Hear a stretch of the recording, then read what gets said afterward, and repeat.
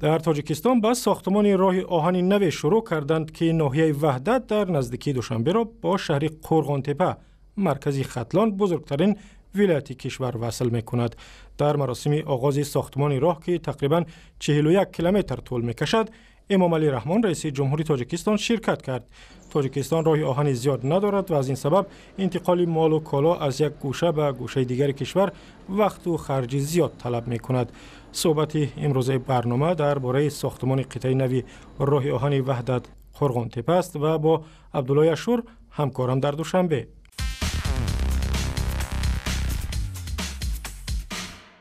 عبدالله، اول درباره طرح این راه آهن میگفتی که چقدر طول میکشد و از کجا میگذرد؟ این راه آهن تقریبا 40 کیلومتر طول دارد و شهر وحدت را با ناحیه یوون ولایت ختلان میپیوندد. ساختمان این قطعه راه آهن هنوز سال 2009 شروع شده بود و بنا به معلومات اداره راه آهن تاجیکستان تا به حال علاقه 40% ساختمان این راه اجرا شده است. تنها اساسا ساختمان نقب آن باقی مانده است که از ناحیه رودکی به ناحیه یومان میگذرد و باید از داخل آن قطار راه آهن بنیاد شود و قطارها رواق کنند.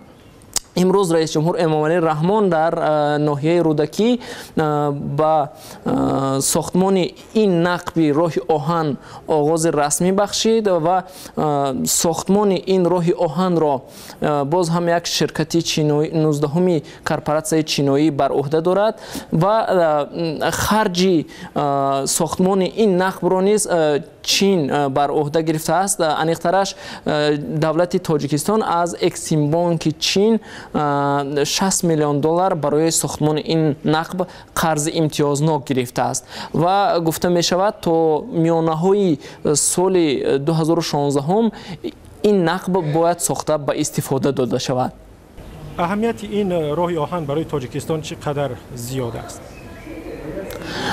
هرچند این راهی تنها داخلی تاجیکستان است اما برای تاجیکستان خیلی مهم است، چرا که تاجیکستان راههای آهنش از 3 قسمت از هم جدا عبارت است. راه آهن ولایت سوغد، راه آهنی که به دوشنبه می آید و راه آهنی که در ولایت ختلان وجود دارد. متاسفانه تا به حال همه این قطعه های راه آهن از هم جدا بودند و طریق راه آهن امکانیت بارکشانی وجود نداشت، چون که ولایت ختلان پس از آن که سال 2011 جمهوری ازبکستان یک جانبه قطعه راه آهن غلبه اموزنگ را به این ولایت تخریب کرد، می شود گفت در انزوای ارتباطاتی قرار گرفت و از ارتباطی راه آهن محروم گشت و تا به حال به ولایت ختلان تنها طریق راه اتومبیلی بارکشانی صورت می گیرد که خیلی نسبت به قطار خیلی گران است.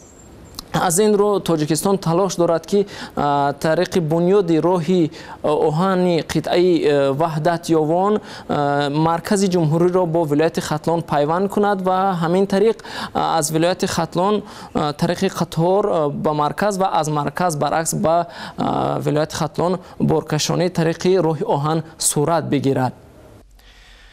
تشکر. همکارم عبدالله اشور از دوشنبه صحبت می‌کرد.